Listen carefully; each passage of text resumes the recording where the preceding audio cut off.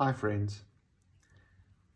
In the Bible, in the book of Daniel in the Old Testament, a story is told about three of Daniel's friends who refused to bow down to the idols and the gods of King Nebuchadnezzar.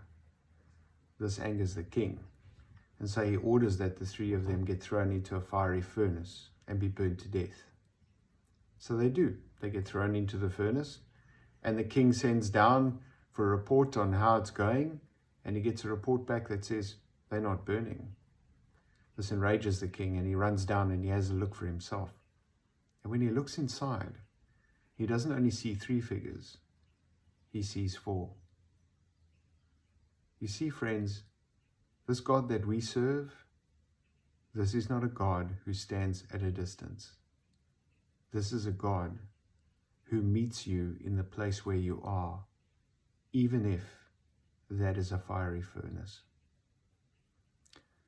I think that there's a common misconception of God, a different perception of who God is in the world. A lot of people think that God is this being that sits on a cloud high above us with a long white beard and a big stick, and he's looking down just ready to pronounce judgment on anyone who breaks any of his laws or commandments. But God isn't anything like that. The greatest revelation that we have of our God is in the person of Jesus Christ. This Jesus of the Bible, he brings and he comes to us and he shows us a completely different idea of who God is. It's a God who's loving, it's a God who's forgiving, who's caring, who wants the best for you. And this God is a God who comes to you and meets you in that place where you are right now. So no matter where you are in your life journey or whatever it is you're going through, what challenge you're facing right now, what crisis you're dealing with in your life right now, whatever it is that you've done wrong, this God meets you right there where you are right now. He's a God who loves you enough to meet you there, and he's a God who loves you enough not to leave you there. I think for many of us, we probably all have this little room in our lives, this dark room that's hidden in the back of everything that no one ever gets into because we lock it up and we make it nice and secure. And in that room, we store all the thoughts and the memories and the things we've done wrong that haunt us.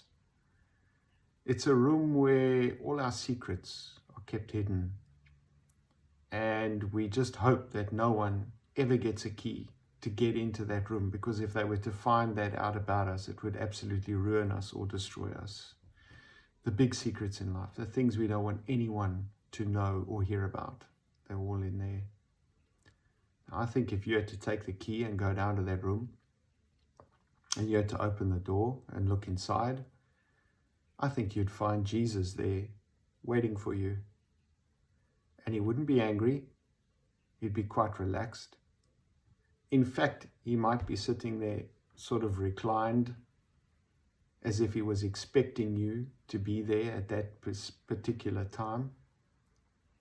He might be a bit disappointed, but he wouldn't love you any less. And then he would reach out his hand to you and he would say, "Come, follow me." And he would take you by the hand and he would lead you out from that place into the light again. This is a God who doesn't stand at a distance.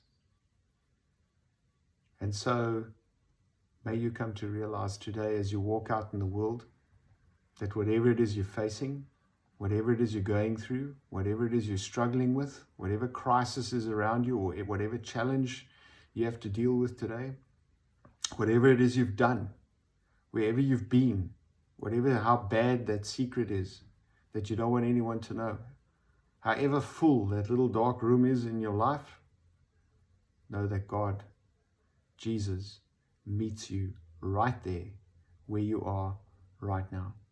And he offers his hand to you and he says, "Come follow me," where he can take you out into the light, where he can take you out into the fresh air, when he can restore what's broken, where he can clean out what's been dirtied, and where he can bring order to the chaos.